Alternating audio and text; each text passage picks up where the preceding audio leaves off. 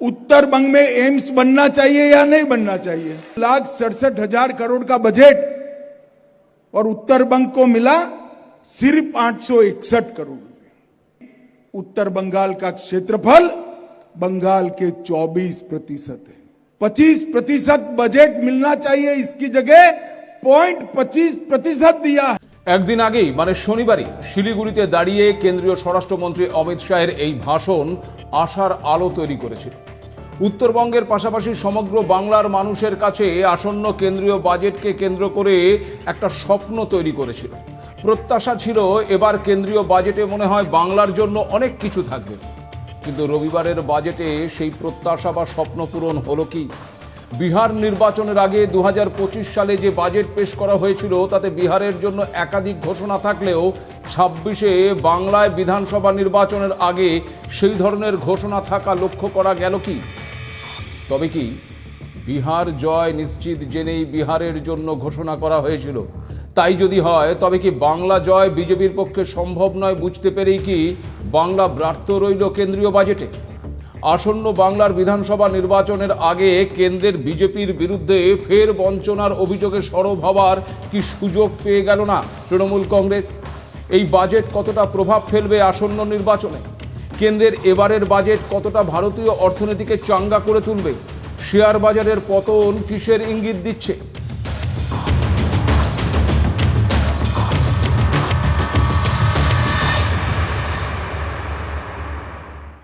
নমস্কার, আপনারা দেখতে শুরু করেছেন এডিটার্স ডায়েরি। আমি ভাস্কর দত্ত আপনাদেরকে আরও একটি নতুন এপিসোডে স্বাগত জানাই। আসুন আজকের আলোচনাটা একটু অন্যভাবে শুরু করা যাক। উত্তরবঙ্গের জন্য এইমস নির্মাণের ঘোষণা, উত্তরবঙ্গের বন্ধ চা বাগানগুলোর মধ্যে লাভজনক 2টি চা বাগানকে রাষ্ট্রায়ত্তকরণের প্রস্তাব, মালদা এবং মুর্শিদাবাদে গঙ্গা ভাঙনে ক্ষতিগ্রস্তদের জন্য আর্থিক বরাদ্দ, গঙ্গা ভাঙন রোধে আধুনিক প্রযুক্তি গ্রহণ, সিঙ্গুরে নতুন ইভি মানে বৈদ্যুতিন গাড়ি কারখানা গড়ার উদ্যোগ, অশোকনগরে পেট্রোকেমিক্যাল হাব গড়ার প্রস্তাব, সুন্দরবনে মৎস্যজীবীদের জন্য বিশেষ বীমা প্রকল্পের ঘোষণা, বাংলার নদী তীরবর্তী বন্যা কবলিত এলাকায় কংক্রিটের বাঁধ নির্মাণের জন্য বরাদ্দ। এমন অনেক কিছুই থাকতে পারত 2026-এর কেন্দ্রীয় বাজেটে। আশা প্রত্যাশা কিন্তু বাংলার মানুষের তেমনটাই ছিল। বিশেষ করে বাংলার বিধানসভা নির্বাচনের দিকে তাকিয়ে এবারের বাজেটে বাংলার জন্য বাড়তি কিছু থাকতে পারে বলে জোর জল্পনা তৈরি হয়েছিল, কিন্তু তেমন কিছুই পাওয়া গেল না। তবে কি সত্যি এবারের বাজেটে বাংলার জন্য কিছুই নেই? উত্তরবঙ্গের জন্য কিছুই দেওয়া হলো না? না না, কে বলেছে? আছে। কেন্দ্রীয় অর্থমন্ত্রী নির্মলা সীতারামন রবিবার যে বাজেট পেশ করেছেন তাতে বাংলার জন্য রয়েছে মূলত 3টি বিষয়। 1, দুর্গাপুরে শিল্প করিডোর গড়ে তোলার প্রস্তাব। 2, 7টি হাইস্পিড রেল করিডোর তৈরি করা হবে, যার মধ্যে একটি হবে শিলিগুড়িতে। 3, ডানকুনি থেকে সুরাট ডেডিকেটেড ফ্রেইট করিডোর তৈরির প্রস্তাব।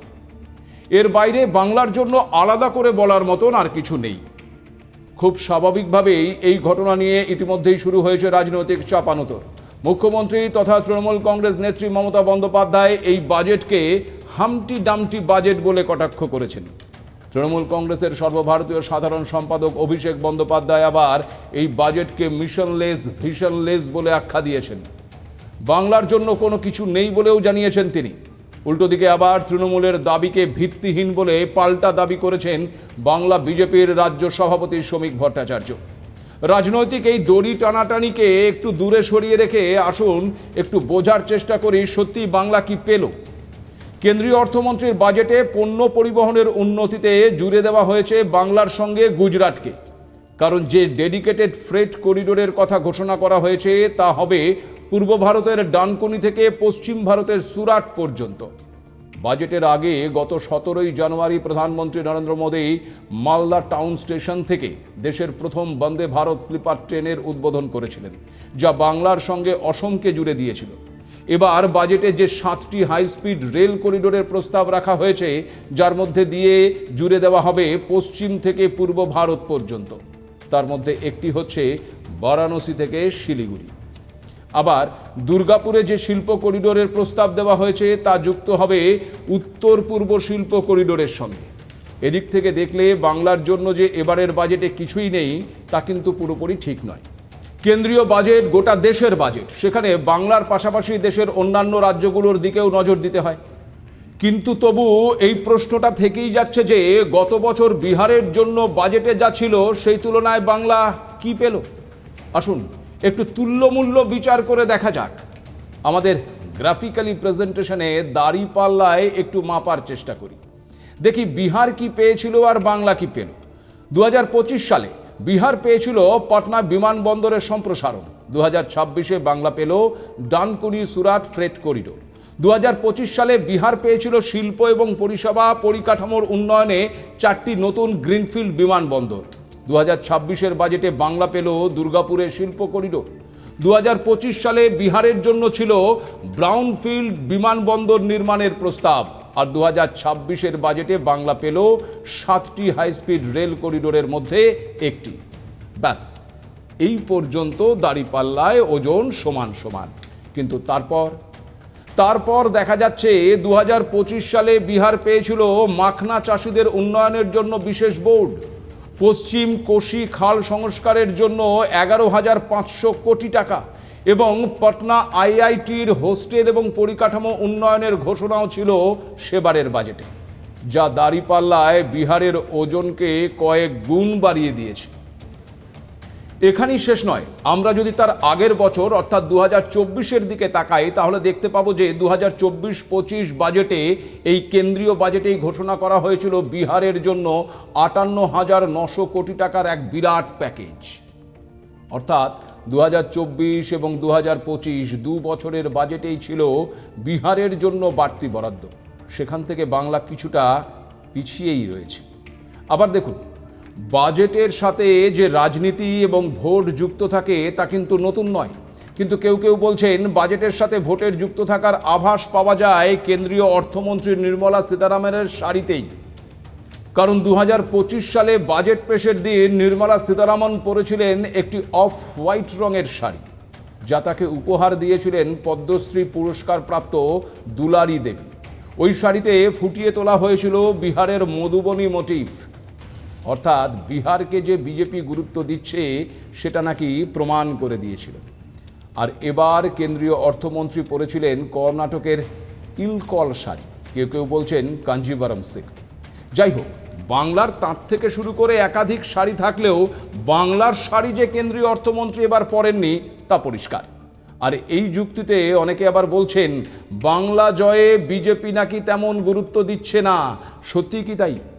যদি ইতিমধ্যেই এই ন্যারেটিভ কিন্তু তৈরি করা শুরু করে দিয়েছে রাজনৈতিক দলগুলি।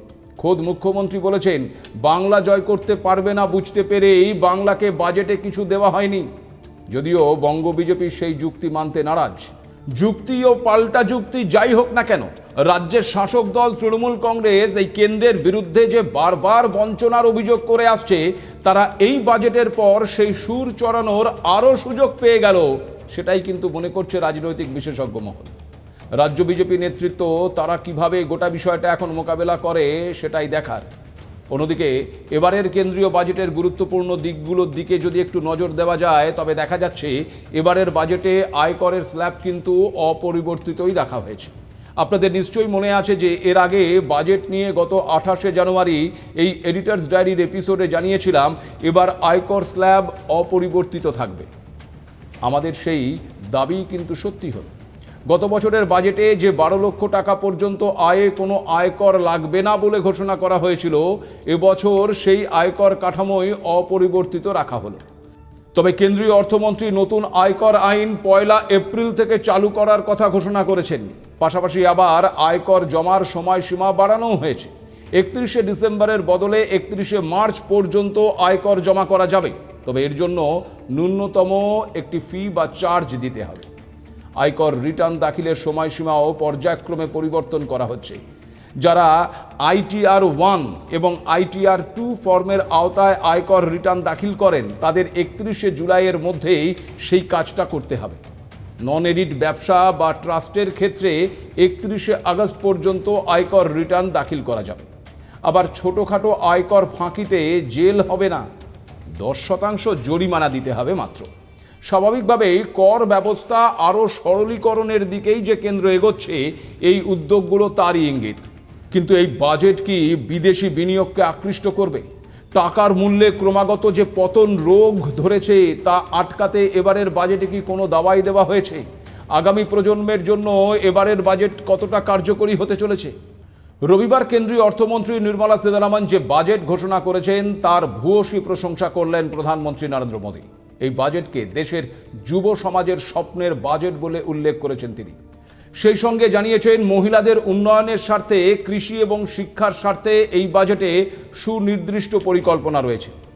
বিভিন্ন দেশের সঙ্গে ভারত যে বাণিজ্য চুক্তি করছে, দেশের যুব সমাজ যাতে তার সুবিধে পেতে পারে সে কথা মাথায় রেখেই বাজেট প্রস্তুত করা হয়েছে।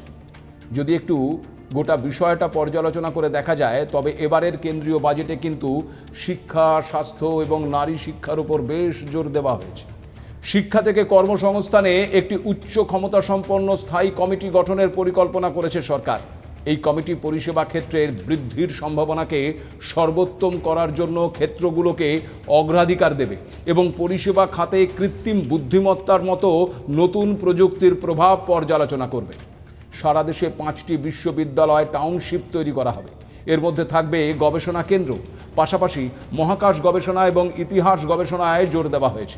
দেশের পূর্বাঞ্চলে একটি নতুন ন্যাশনাল ইনস্টিটিউট অফ ডিজাইন স্থাপন করা হবে, যা ওই অঞ্চলের ডিজাইন শিক্ষা এবং শিল্পোন্নয়নে নতুন গতি আনবে বলেই দাবি করা হয়েছে।